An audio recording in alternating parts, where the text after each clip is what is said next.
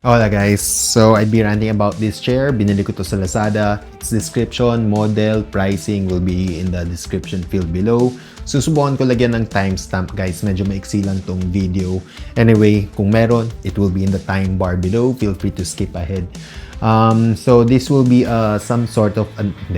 unboxing na rin ano. Ito, pakita ko sa inyo yung unboxing. And sasabayan ko na rin ng first impression with this product, kung bakit ito yung naisipan kong bilhin, ganyan, no? So, very straightforward yung box, medyo deformed. I don't think naman pinadala ni Eoffice yan ng ganyan. So, most probably during shipping na siya. In regards to item, meron akong defect isa. Pero more on that later, patungkol siya sa headrest. Pero the chair itself, wala namang problema. I received it fine. Walang damage whatsoever. And yung installation naman, very straightforward guys. This will not be a tutorial kung paano buuin yung silya. May kasama siyang manual. Very straightforward again guys. Medyo pala isipan, hindi naman. Medyo mahirap lang i-install yung backrest. Pero magagawa niya naman ng paraan. Ginamit kong kalso yung paa ko to support yung backrest. I'm pretty sure ma-figure out din yan. Medyo simple lang naman din siya. So, ito yung buo ng silya. But, mabalik muna dun sa headrest. Crooked guys, yung headrest, yung original. Tabingi.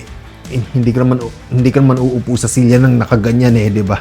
So, kapag ka sumandal ka, nararamdaman mo talagang crooked. Ito yung picture.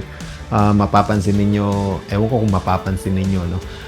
Medyo tabingi siya. So, I contacted Eoffice. Very prompt ang response. Tapos, a day or two, nagpadala sila ng bago. Wala. Ngayon, okay na siya. So, customer experience in regards to after-sales support, panalo. Nag-chat ako sa kanila, ano ba to? Gusto ko lang naman maayos yung headrest. Do I have to return, refund, ganyan? Padadala ba kayo? They helped me throughout the process. End up, pumunta sila dito, pinalitan yung headrest. Ngayon, okay na siya. So, ayun. Now, bakit ito yung naisipan kong bilhin na upuan? Meron na akong Eoffice na chair before. Ito, quick picture niya. It comes with a footrest, yung na-extend dito, footrest. Tapos, yung armrest, 4D, 4 direction.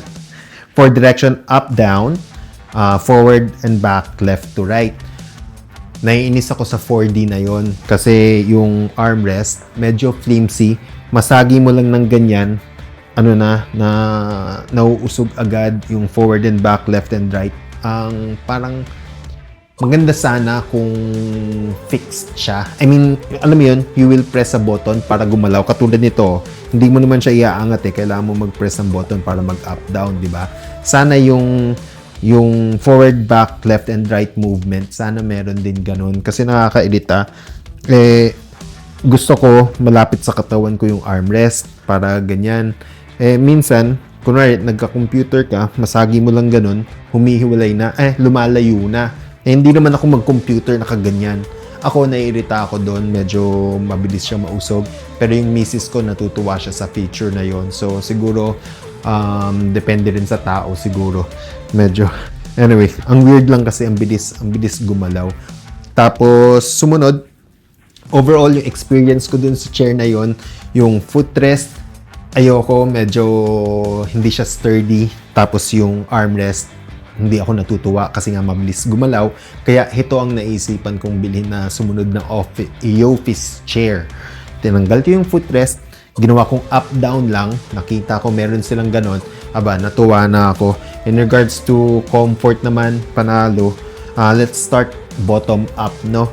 Yung wheels, is very similar to my previous Eoffice chair.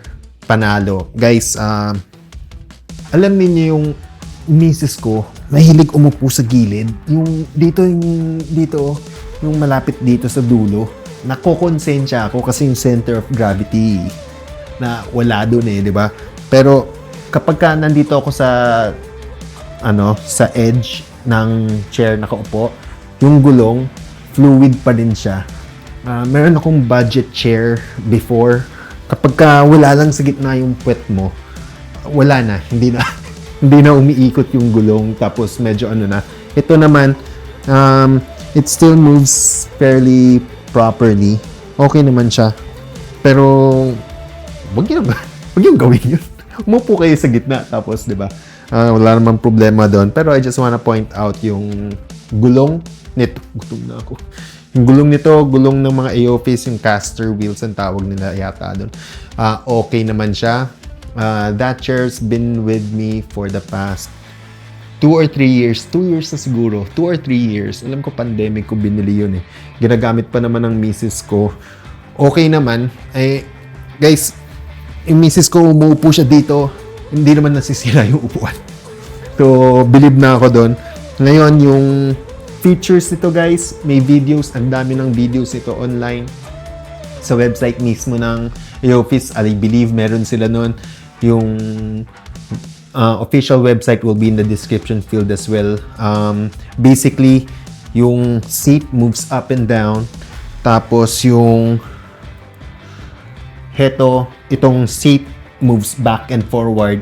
Ang natutuwa lang ako dito sa seat, right now, i-move ko siya fully forward, no? Yan. Nakasagad na siya. Tapos, kasi you can move it back. Ewan ko kung napapansin niyo. Ayan, ngayon, naka-fully back siya, di ba? I will move it fully forward. Ayan. Ayan. I believe naka-fully forward siya. Teka lang.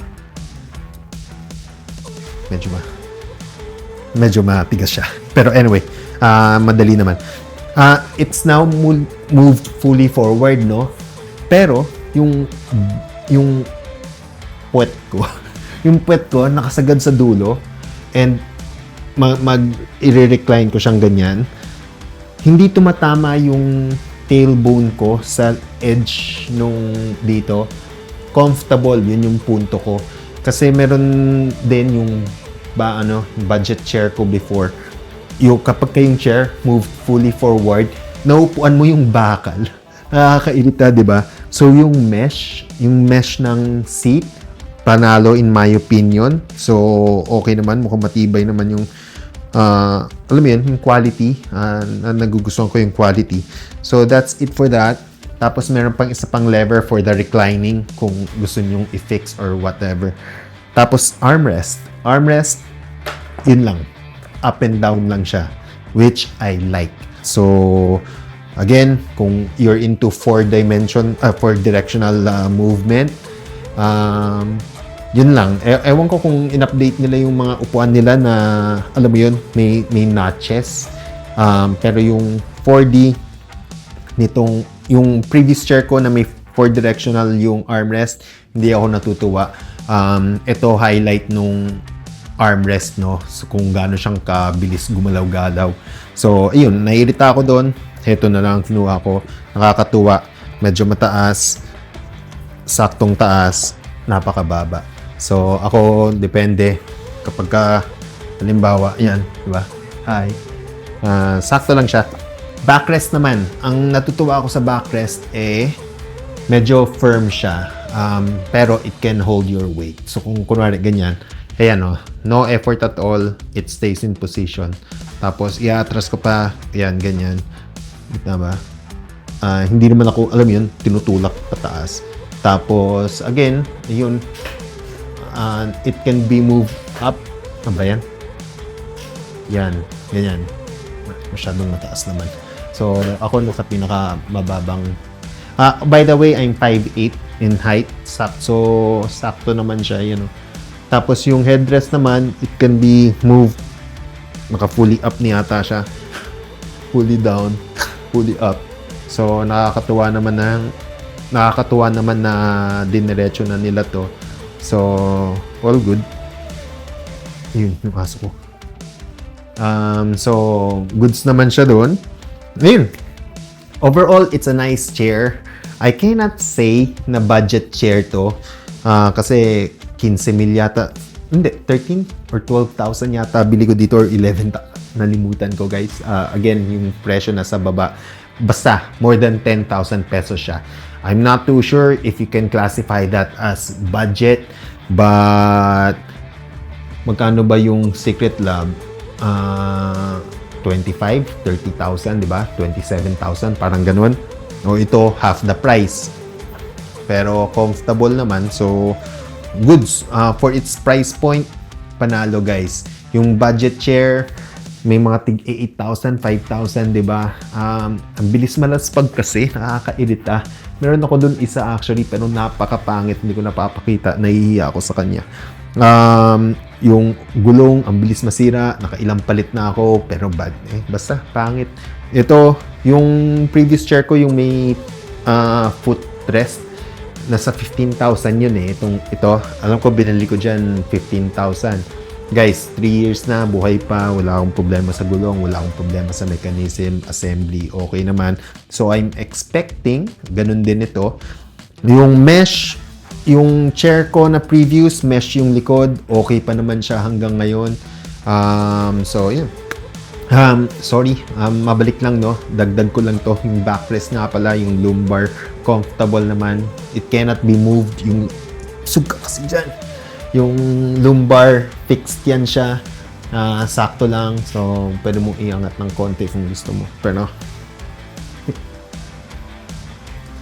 So, yun lang guys. That's it for this video. I hope you find this somewhat useful in deciding if para sa inyo ba tong chair na to. Para sa akin, good purchase. Price is just right for the quality and build. So, that's it for now. As always, see you guys in the next one.